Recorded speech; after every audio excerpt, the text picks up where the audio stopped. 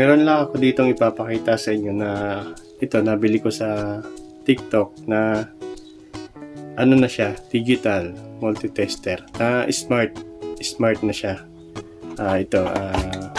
Binuksan ko na rin siya kasi tiningnan ko na rin yung mga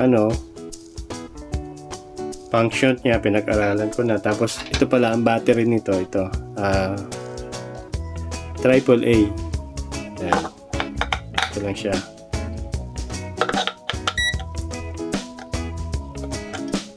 Tapos paglagay mo ng battery, yan, automatic mag-aano siya, magkakaroon ng power. Tapos ito yung takip niya. Dito may ano pa siya, may tornilyo. Tapos yan, may cover din siya.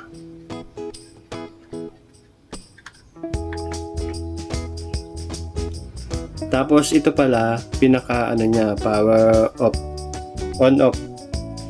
I-press mo lang siya. Yan. Mawawala na. Pag gusto mo namang gamitin, long press mo lang yan, magkakaroon na siya ng power. Tapos ito naman yung niya, ano tawag dito, test probe.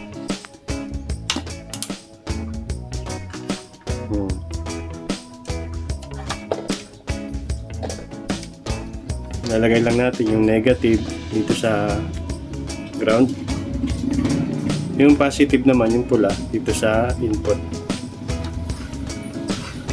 Dito ang kagandahan dito, pag ginamit mo to, yan, di ba naka-automatic siya.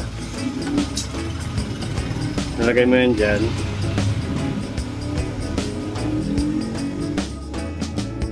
Ite-tester natin to. Yan, negative. Ito yung negative niya eh. Yan. Yan. Automatic, babasahin niya na. Yan yung niya, pinaka-voltahe nitong battery. Tapos ito naman yung battery na to, para naman to dito sa isa nating digital tester. Yan, malaki ang battery niya, 9 volts.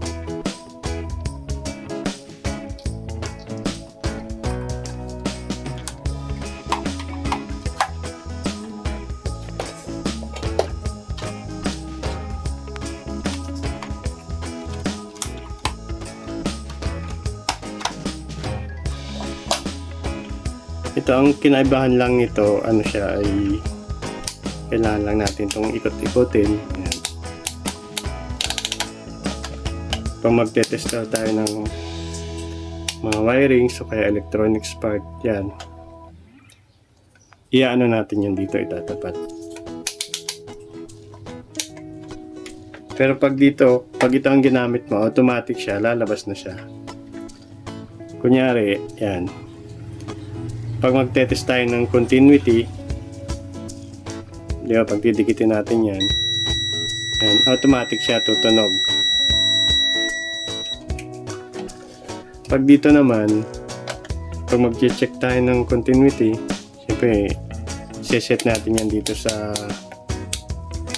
yan, yung may diode sign.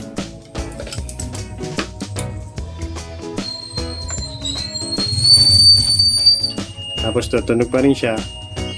Kaya lang ito, pag naman, hindi mo nagagamitin, siyempre, babalik mo na naman ganon. Ikot-ikot ka na naman. Pero pag dito, automatic na siya. Magsiset sa gusto mong hanapin. Kunwari, testing tayo nito. Mga electronics parts. Meron pa dito eh.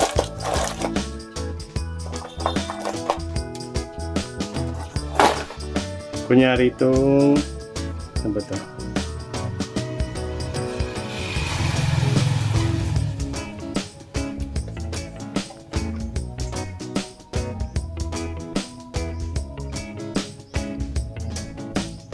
Lagay natin dyan.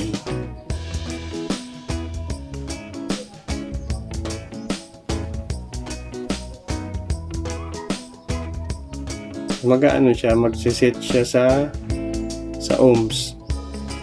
Dito siya mag-aano sa ohms. Yan o. Tumatapat yung araw nito no. Yan o.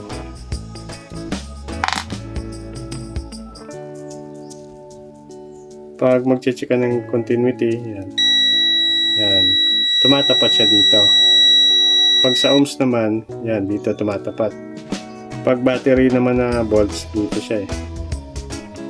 Hanap tayo ng battery ulit. Mali pala yung sinabi ko kanina. Ano. Pag DC pala, dito pala siya. Dito sa may pangalawa. Pag mga kuryente pala sa bahay, mga AC, dito siya na tuturo ng araw. Bali nalito ako kanina. Ito nga pala siya. Pag mga DC dito, ganyan. Pag mga AC, yan. Check natin to isang battery. Kung ilan ang voltahe na lang nito. Yan, nasa 1.5 volts pa naman siya DC.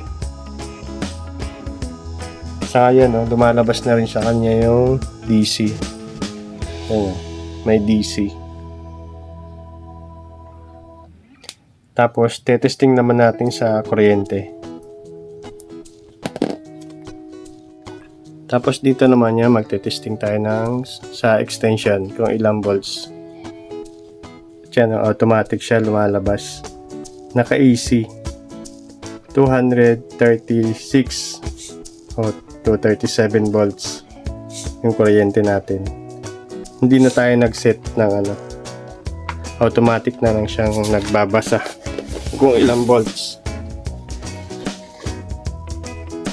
Dito kasi sa isa nating digital tester, hindi ko masyadong kabisado ang paggamit nito. Hindi ko alam kung para saan yung mga yan.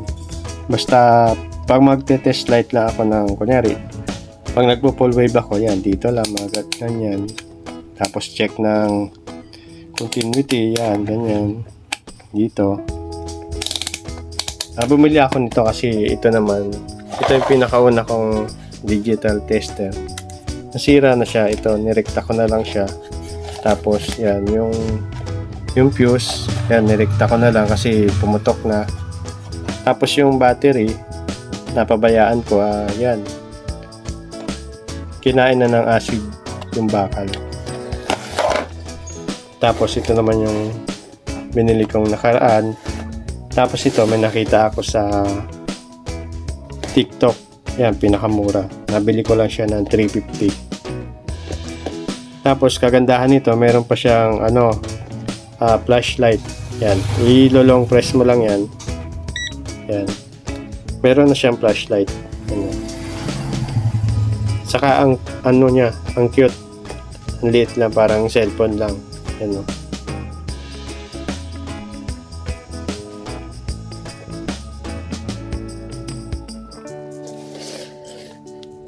Medyo maliwanag din, no? Yun.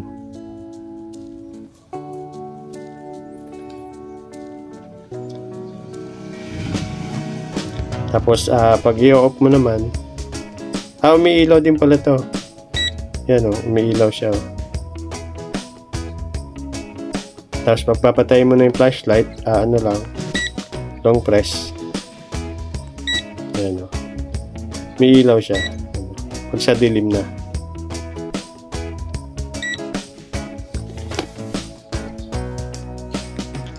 Ngayon mga idol, kung kayo papipiliin, alin ang mas gusto nyong gamitin.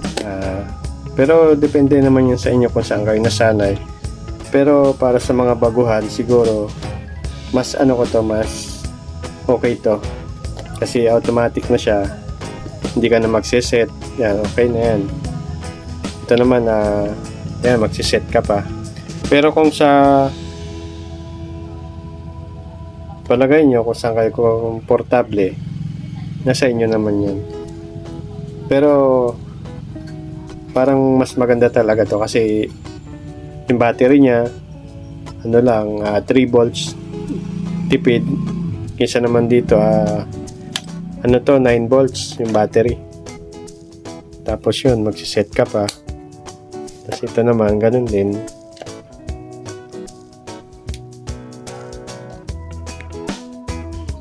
So, ayun lang po yung aking masasabi tungkol dito sa ating mga tester na digital tester. At salamat sa panonood.